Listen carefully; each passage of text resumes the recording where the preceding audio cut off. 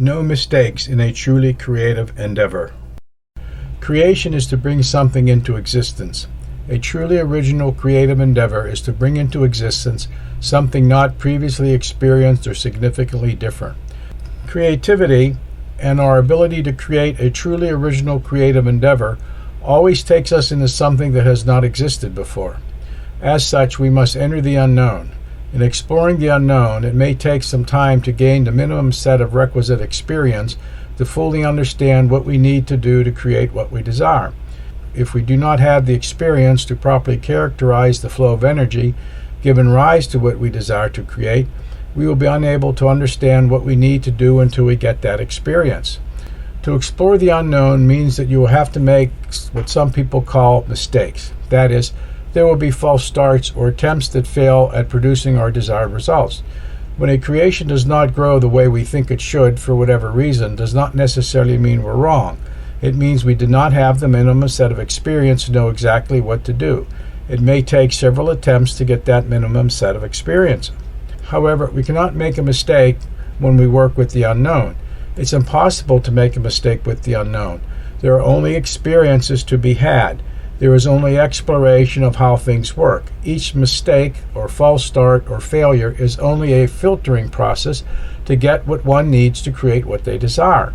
It is only our judgments to think that what we learn in our mistakes, false starts, and failures is not useful. Each of them give us additional information as to how the universe and others do or do not work. Mistakes only occur relative to something that is known and is only a judgment made by us or another who thinks they know. A mistake can only be made in comparison to something. We can only make a mistake if we have some performance measure for comparison. If we don't know because it is unknown, we cannot make a mistake. If what we do fails to produce our desired results, we have not made a mistake. We have only explored and having an experience. A mistake is an error or a fault in one's action, perception, or understanding. But to have a mistake, it needs to be a fault against something. The question then is, what is our actions a fault against? There must be something that is being used for comparison. If we are dealing with creativity and a new creation, to what can we compare until we have fully explored the creation? Only at the end of the exploration can we go back and make comparison. If we're trying to compare in the middle of an exploration, we're no longer exploring all the facets of the unknown. We have left the exploration and entered judgment, for we are judging what occurs and have shut off our perception of the experience that could be had. Besides, how do we know we have completed the exploration to begin to make valid comparisons? Similarly, a fault is something that impairs or does not allow for excellence, but excellence is only seen as the judgment or an attribute of an aspect of being that is the very best quality. Now here is where things get interesting in trying to judge a creation on quality. A quality is something that makes something what it is. It has the distinguishing elements or characteristics of something. A quality is of the basic or essential nature of something. If you are dealing with the unknown, we cannot know what the quality or the basic and essential nature of what we are exploring until we have done exploring. So when we talk about making mistakes or finding fault, we need to ask, to what are we being judged or judging? If we are dealing with the unknown, we can have no valid judgment, for we have not yet uncovered the quality or the qualities against which to judge. Any quality that we could choose in an exploration is a projection from the past and past creations. To make such judgment, we are experiencing a new creation to be like the past, but that is not necessarily the case. The new creation will not necessarily have the same qualities as were present in the past.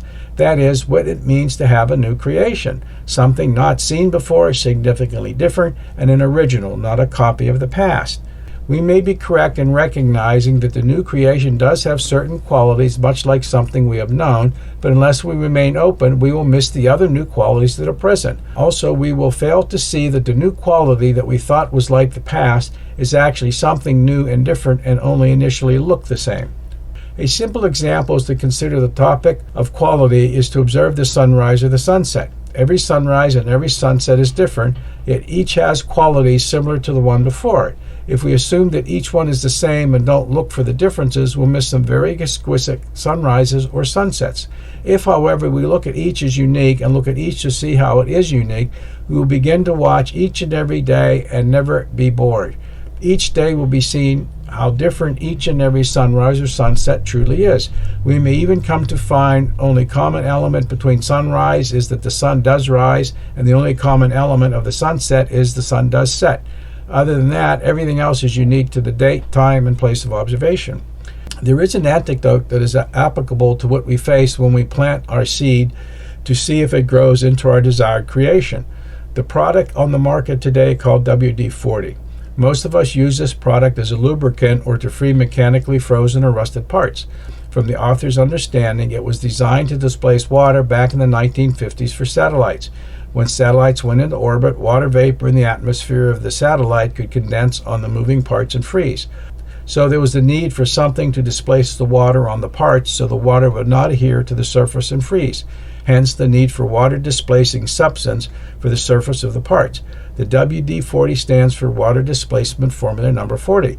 That implies there were 39 other attempts at creating a water displacement formula. That does not mean the other 39 attempts were wrong. Rather, it took the experience of those other 39 attempts needed to be understood to create something to displace water. So too with many of our creations. It may take several paths and iterations before we find what gives us the desired creation. The issue is not to see what we do that does not work as mistakes, but as learning experience. We need to go back and look at the lessons learned in each of the experience we have had to know what did and didn't work to create what we desired. It is only when we get that minimum set of requisite experience will we know what to do. Until then, we must rely on our intuitive guidance. On this point, there is no mistakes can be made. There are only learning experiences to see what does and doesn't work. Mistakes can only be made against something that is known. A truly creative endeavor, like creating a safe space for the creative spirit of another to unfold, we are facing the unknown. We cannot make a mistake. We have no way of knowing exactly what is right. We may have some generic idea, but we cannot know for sure. All we will find is some ways that are more effective and efficient than others. In closing, you are reminded that the life you are living is a truly original creation. No one has lived your life before, and no one will live your life after. As such, in living true to your authentic self, you cannot make a mistake in anything you choose to do in life. You will have learning experiences as to what works and does not work, and there will be consequences for whatever you choose. But you cannot make a mistake in living true to who and what you are.